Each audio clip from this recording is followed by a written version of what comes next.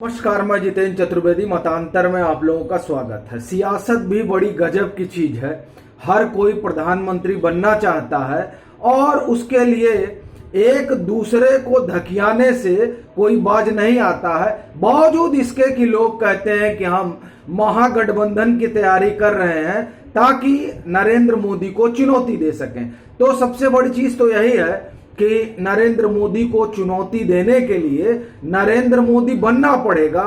लेकिन अगर आप विपक्ष में एक बार निगाह दौड़ा कर देखें तो कौन है जो नरेंद्र मोदी बनने की कुवत रख सकता है या रखता है। तो अगर आप एक बार नजर दौड़ाएंगे तो दूर दूर तक कोई दिखेगा नहीं। कोई तुष्टीकरण में डूबा हुआ है तो कोई परिवारवाद में डूबा हुआ है तो कोई 6 दशक की सत्ता की खुमारी से अभी तक बाहर नहीं आया है। उसको लगता है कि आज भी वो शासन में ही है और आज भी वो जो कहेंगे वो फरमान है, वो आदेश है और अगर उसको नहीं माना जाएगा तो तलवारें खिंच जाएंगी। इस तरह की मनोवृत्ति उन तमाम लोगों में है जो लोग ये चाहते हैं कि जो लोक कल्याण मार्ग है, लोक कल्याण मार्ग उनका ठिकाना बने। लेकिन जो लोग इस तरह की इच्छा ख्वाहिश रखते हैं, और डेमोक्रेसी में सबको रखनी भी चाहिए अगर वो पॉलिटिक्स करते हैं, लेकिन सपने खुली आंखों से देखे जाने चाहिए, सोती आंखों से नहीं। क्योंकि नरेंद्र मोदी बनने के लिए बड़ी मेहनत और बड़ी मशक्कत करनी पड़ती है और वो मेहनत कम से कम विपक्ष के तमाम बड़े नेताओं में नहीं दिखती है। और जो इस कुर्सी का अपने आप को नैसर्गिक दावेदार मानता है उसमें तो नहीं दिखती है। ये मैं नहीं कह रहा हूं, ये टीएमसी कह रही है। वो टीएमसी जो एक महागठबंधन बनाने के लिए अभी महीना भर पहले दिल्ली आई थी और 10 जनपद के दरबार में हाजिरी लगाने गई थी और वहां से जब वो हाजिरी लगाकर लौटी तो उनके तेवर बदले और उन्होंने साफ कर दिया कि हम किसकी अगुवाई में चुनाव लड़ेंगे। तो मैं पहले जो कहा गया है उस पर आता हूं, फिर मैं बताता हूं कि कोई यूं ही नरेंद्र मोदी नहीं बन जाता। टीएमसी के वरिष्ठ सांसद सुदीप बंदोपाध्याय कहते हैं, सुनिए, हम कांग्रेस के बगैर गठबंधन की बात नहीं कर रहे हैं। मैं काफी लंबे समय से राहुल गांधी को देख रहा हूं, वो जो इस कुर्सी को या आप कहिए इस कुर्सी का खुद को नैसर्गिक दावेदार मानते हैं, वो ये कह रहे हैं, उनके बारे में कहा जा रहा है। और कह कौन रहा है? टीएमसी कह रही है कि मैं काफी लंबे समय से राहुल गांधी को देख रहा हूं, उन्होंने अभी तक खुद को मोदी के विकल्प के तौर पर विकसित नहीं किया है। पूरा देश ममता को चाहता है, इसलिए हम ममता का चेहरा सामने रखेंगे और प्रचार अभियान चलाएंगे। आगे वो क्या कहते हैं सुनिए, राहुल गांधी नरेंद्र मोदी को नहीं हरा सकते, वहीं भारतीय कम्युनिस्ट पार्टी मार्क्सवादी का देश में कोई महत्व नहीं है। देखिए ये कौन कह रहा है? ये टीएमसी कह रही है कि राहुल गांधी नरेंद्र मोदी को नहीं हरा सकते। तो क्या ममता बनर्जी हरा सकती हैं? क्या शरद पवार हरा सकते हैं?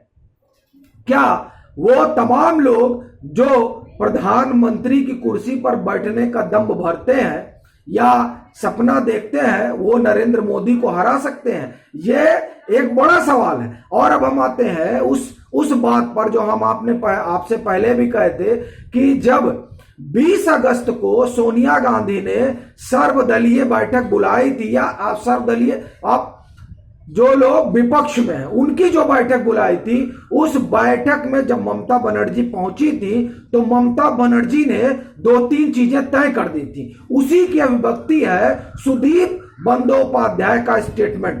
पहली चीज उन्होंने साफ कहा था कि सीताराम येचुरी का क्या काम है।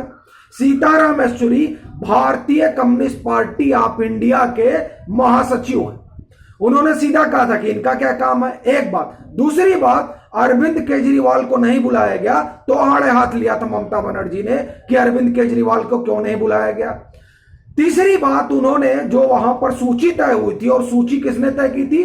सूची तय की थी संगठन महासचिव वेणुगोपाल, जो इनके कांग्रेस के संगठन महासचिव हैं, उन्होंने तैयार की थी। और उन्होंने उस सूची में मुख्यमंत्रियों को पीछे छोड़ दिया था और प्रोटोकॉल में आगे रखा था सीताराम येचुरी। इससे तो सभी भड़क गए थे।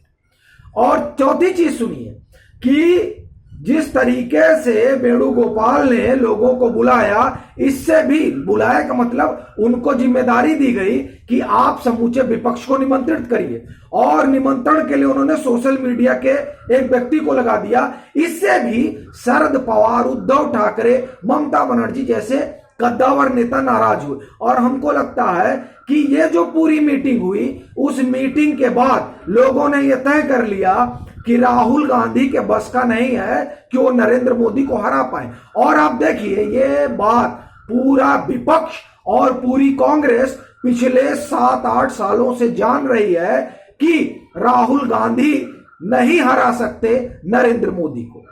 अब ये बात जो है खुद टीएमसी कर रही है कि तुम्हारे बस का नहीं है बउआ, तुम ना हरा पाओगे। अब उसके बाद अगर आप कहेंगे तो ये कहेंगे कि ये जो है ये भाजपा का षड्यंत्र है।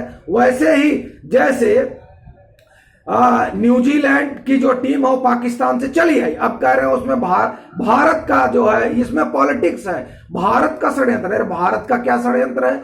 आतंकवाद तुम पालो अपने यहां और कहो कि ये भारत का षड्यंत्र है। उसी तरीके से अयोग्य आप हैं, आप क्षमता आपके अंदर नहीं है। आप ही जिसके कंधे पर बैठकर प्रधानमंत्री का बनने का सपना देख रहे हैं, वही कह रहा है कि इनके बस की कुर्सी नहीं है, ये नरेंद्र मोदी को नहीं हरा सकते हैं। अब बताइए, अब इस पर कुछ बचा है कहने और सुनने के लिए कि विपक्ष का एकमात्र नेता कौन है जो मानता है खुद को? ममता बनर्जी मानते हैं, उनसे बड़ा कोई नेता ही नहीं है।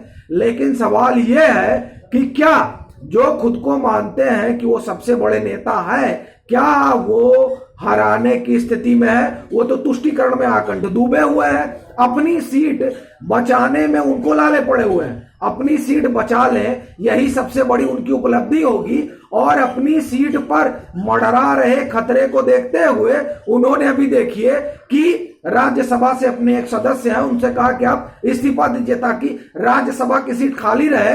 अगर वहां से हार जाए तो यहां भाग गए तुरंत, कहां से राज्यसभा आ जाए, वहां से तुरंत राज्यसभा पहुंच जाए। एक दूसरा, जिनके लिए कहा जा रहा है कि वहां पर चीजें बनाई और तैयार की जा रही हैं कि अगर ये मान लीजिए वहां हार जाती है ममता बनर्जी, ये अटकलें इसलिए तेज हुई क्योंकि इन्होंने आनन फानन में राज्यसभा का इस्तीफा दिलवाया। अब बताइए, जिसको खुद पर भरोसा नहीं है कि वो चुनाव जीत लेगा, और अभी ये विधानसभा का चुनाव है और अपने स्टेट का चुनाव है और वहां पर चुनाव है जहां आपकी सरकार है।